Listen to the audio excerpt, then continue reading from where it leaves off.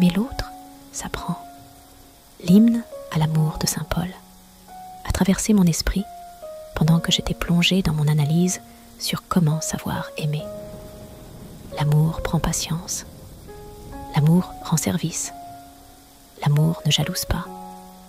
Il ne se vante pas, ne se gonfle pas d'orgueil. Il ne fait rien d'inconvenant. Il ne cherche pas son intérêt. Il ne s'emporte pas. Il n'entretient pas de rancune. Il ne se réjouit pas de ce qui est injuste, mais il trouve sa joie dans ce qui est vrai. Il supporte tout. Il fait confiance en tout. Il espère tout. Il endure tout. Cet hymne m'a permis de faire ressortir le deuxième point. Aimer l'autre demande du sacrifice, des efforts. Aimer l'autre ne doit pas se fonder uniquement sur les émotions, les sentiments. Enfin, ma pensée s'est arrêtée sur ce livre connu de ceux qui travaillent sur l'harmonie dans le couple, dans la famille et avec leur entourage. Le livre « Les 5 langages de l'amour » de Gary Chapman. Son livre vient pour apprendre à celui qui s'en sert à savoir aimer l'autre, à apprendre à exprimer son amour dans le langage que l'autre comprend après le temps de l'idylle. Mon troisième point est: si ton ou ta partenaire parle ce langage, tu peux lui demander une liste d'activités qu'il ou elle aimerait faire avec toi.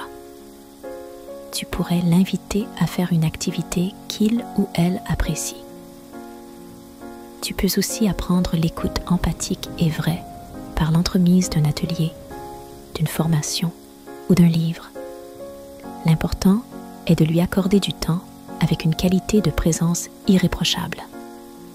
Le troisième langage de l'amour est les cadeaux. Un exemple est le cadeau physique qui se donne et se reçoit. Ici, c'est la quantité qui compte plutôt que la qualité. C'est-à-dire que la personne comprend qu'elle est aimée parce que tu as pris le temps de penser à elle, à ce qui lui ferait plaisir. Ce n'est pas une question d'argent.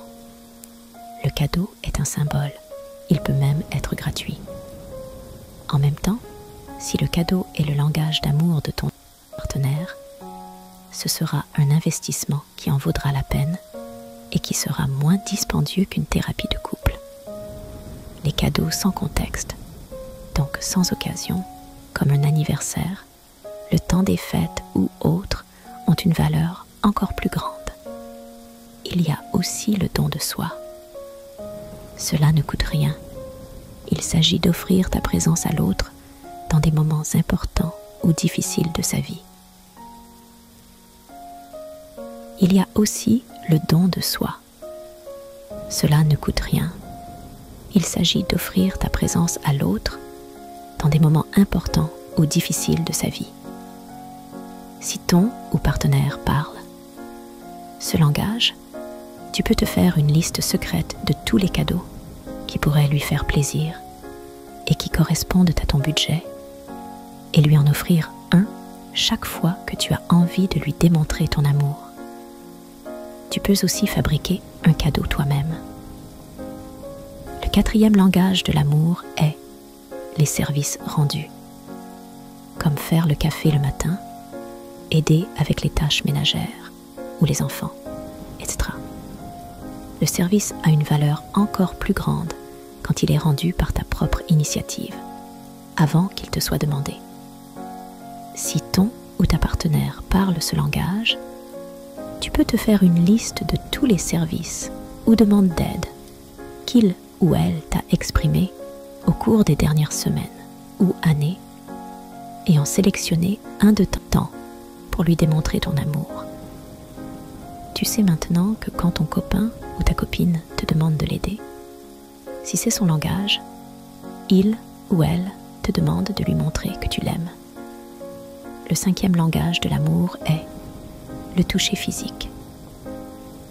Se tenir par la main, s'embrasser, se câliner, faire l'amour, donner un massage, se frôler en le croisant, se toucher le plus souvent possible, lui donner un bisou à son arrivée du travail, regarder la télévision collée.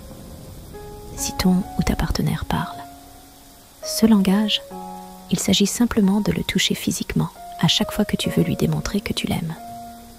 Une technique simple pour cibler ton langage d'amour. 1. Qu'est-ce que ton ou ta partenaire ne fait pas et qui te blesse le plus? 2. Que demandes-tu le plus souvent à ton ou ta partenaire? 3. Comment as-tu l'habitude de démontrer ton amour? Retenons que pour savoir aimer l'autre, il faut entre autres des actions. Apprendre à aimer, c'est savoir écouter l'autre, savoir prévenir les réactions de l'autre en fonction de ses propres actions, savoir communiquer avec l'autre, travailler sur ses défauts en utilisant ses qualités, etc. Accepter de faire des efforts, des sacrifices. Découvrir le langage d'amour de l'autre et s'en servir quotidiennement pour manifester de la bonne manière son amour. Attention, parler le langage d'amour de l'autre n'est pas naturel, tout comme parler anglais quand tu es francophone. Cela le deviendra à force de pratiquer et fera perdurer l'amour dans ton couple. Je vais m'arrêter là pour aujourd'hui. Si tu as aimé cet article, alors n'hésite pas à cliquer sur le lien juste en dessous de la vidéo ou dans ma bio pour la suite de notre voyage au cœur de l'amour. Bonne fête de l'amour à chacun. Coach Sika.